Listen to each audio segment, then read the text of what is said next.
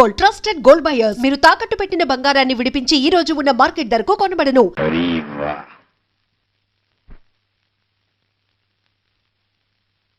శంకరాభరణం ఇలా దులుకొచ్చింది ఏమిటో? పాపం పాప్ మ్యూజిక్ నేర్చుకుంటాడేమో గురూజీ. ఏమాస్టర్ ఏమంటారు? అర్ధరాత్రి అపరాత్రి లేకుండా మీరు ఇలా గావు కేకలు వేయడం తప్పంటాను. అర్ధరాత్రి అపరాత్రి గావు కేకలున్నా? What nonsense you are talking? ఏమండోయ్, 24 గంటలు నాన్ స్టాప్ గా ప్రాక్టీస్ చేసినా పాప్ మ్యూజిక్ లో 10 వంతు కూడా నేర్చుకోలేమండి. ఇదేమన్నా మీరు లాగుడు సంగీతం అనుకున్నారా? సరిగమ్మ 10 అనే 7 అక్షరాలు ముక్కును పెట్టేసి గంటల తరబడి ఒక్కొక్క అక్షరం లాగుతూ బిగుతూ కూర్చోడానికి. ఆఫ్టర్ ఆల్ మీ మ్యూజిక్ ని గుడిగుడు కొంచెం ఉండేరా 1 minute లో నేర్చుకోవచ్చండి. కానీ మా మ్యూజిక్ అలా కాదు. ఇట్స్ అన్ ఓషన్, మహాసముద్రం. ఇందులో major scale, minor scale, F major, F minor. ఏబిసిడీలు రాని వాళ్ళకి ఎంత చెప్పినా అర్థం కాదురా. అయ్యో శాస్త్రిజీ, సాపాసా అంటూ తెలుగులో పాడుకోండి. వెళ్ళండి వెళ్ళండి. అంత కష్టమైంది ఆ సంగీతం? కష్టమా కష్టం మరా? ఇందులో 3 అక్షరాలు పలకాలంటే మీరు 3 చెరువు నీళ్లు తాగాలండి.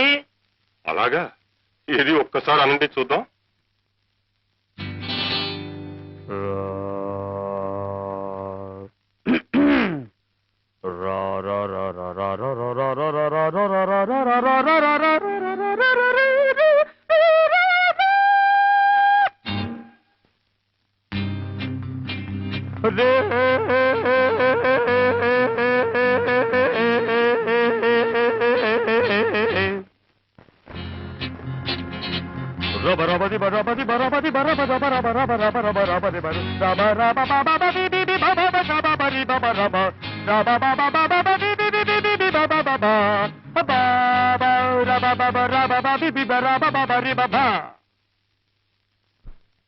మనదేదో సా పా సా తెలుగు సంగీతం అన్నారే, ఏది నేను ఒక చిన్న రాగం పాడతాను అనండి.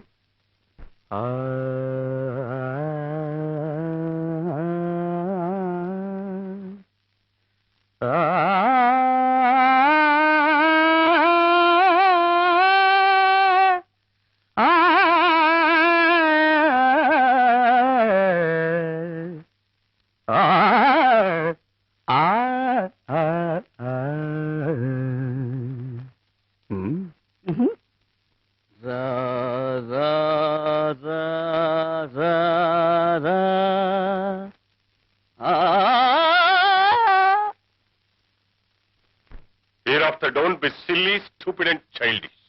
Music is divine whether it is Western or Indian. సంగీతానికి భాషా భేదాలు, స్వర భేదాలు ఉండవు.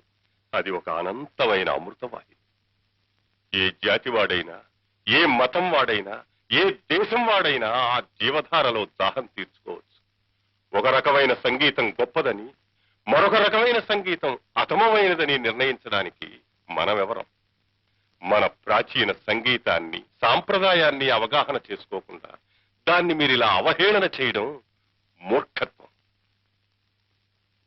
మన భారతీయ సంగీతపు ఔన్నత్యాన్ని గుర్తించి విదేశీయులెందరో మన పుణ్యభూమి మీద ప్రణవ నాదాన్ని సాధన చేస్తూ ఉంటే, ఈ భూమిలో పుట్టిన బిడ్డలు మీరే మన దేశపు సంగీతాన్ని చులకనగా చూడడం, కన్న తల్లిని దూషించడం అంత నేరం, ద్వేషించడం అంత పాపం.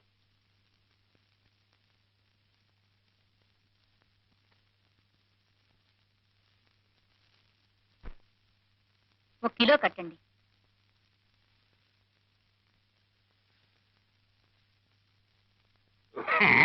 బిస్కెట్ ప్యాకెట్ ఎంతండి? రూపాయి పావలా. ఒకటి ఇవ్వండి. నీతో చిన్న పనుండి వచ్చానయ్యా సుబ్బయ్య. ఏమిటి, మళ్ళీ డబ్బు కావాలా? అవునయ్యా. ఇల్లు తాకట్టు పెట్టుకున్న నేరానికి ఎన్నిసార్లు ఎంత నిమ్మంటారు పంతులు గారు? ఇప్పటికే చాలా ఇచ్చావు, కాదన్ను. అన్నీ లెక్క రాసుకుంటూనే ఉన్నానులేవయ్యా. ఏదో ఒక రోజున తీర్చేసే పోతాను. ఎగ్గొడతారని కాదు పంతులు గారు, ఎలా తీర్చగలరు చెప్పండి. ఖర్చే తప్ప పైసా రాబడలేదు కదా. సరే, నువ్వు ఇవ్వనంటే నేను బలవంతం పెట్టలేవయ్యా.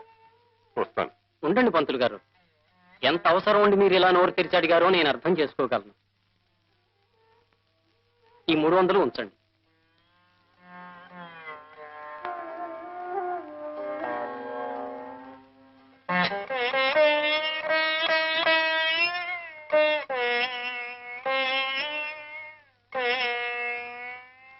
తీసుకోమ్మా.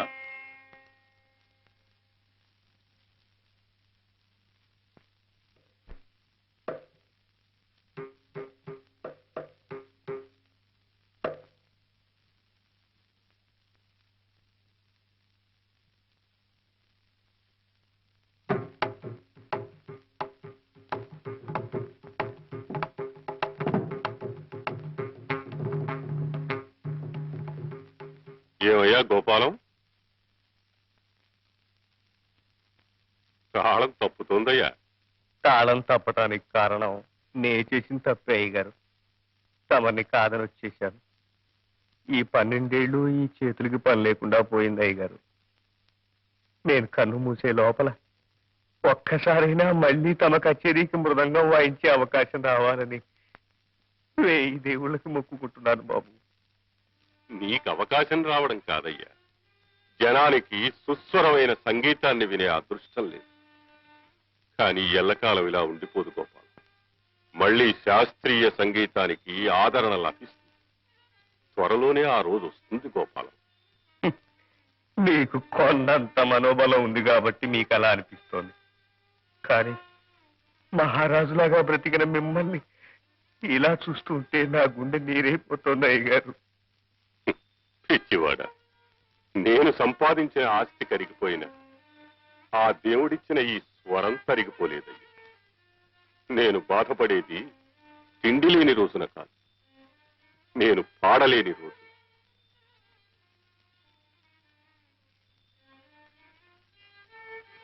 ఇందా, ఈ డబ్బు తీసుకో గోపాలం. తమరు అప్పు చేసి మరీ దానం చేస్తున్నారా బాబు? సుఖాల్ని కలిసి పంచుకున్నాం, కష్టాల్ని కూడా కలిసే పంచుకుందాం గోపాలం. తీసుకో, తీసుకో అయ్యా.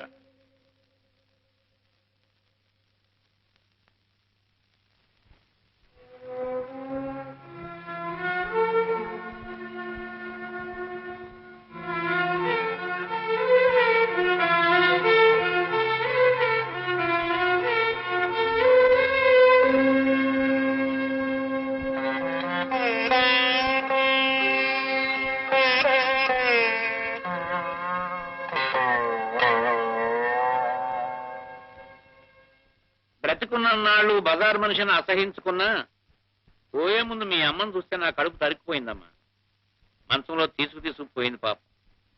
మీ అమ్మ జబ్బు పడ్డంతో మీ మామయ్య ఎటో వెళ్ళిపోయాడు. దాంతో పిలిస్తే పలికే మనిషి లేక దిక్కుమాలి సాగు చచ్చిపోయింది. కన్ను మూసేలాగా నిన్ను కళ్ళారా చూడాలని ఎంతో తప్పించింది పాపం. కానీ ఏం లాభం, ఆ కోరిక తీరకుండానే వెళ్ళిపోయింది. పోతూ పోతూ తన యావదాస్తి నీకు చెందాలని ఇల్లు రాసిపోయింది. ఇవిగో కాగితాలు. ఇప్పుడు నాకు ఈ ఆస్తి ఎందుకు బాబు గారు? ఇన్నాళ్ళు కాయ కష్టం చేసి బ్రతికాను. శంకరాన్ని చేర్చవలసిన చోటికి చేర్చాను. ఇక నాకు వీటి మీద వ్యామోహం లేదు బాబు గారు. నిజమేననుకో, కానీ ఈ ఆస్తి నీకు అక్కర్లేకపోయినా ఏ ధర్మకార్యానికో పుణ్యకార్యానికో వినియోగించవచ్చుగా.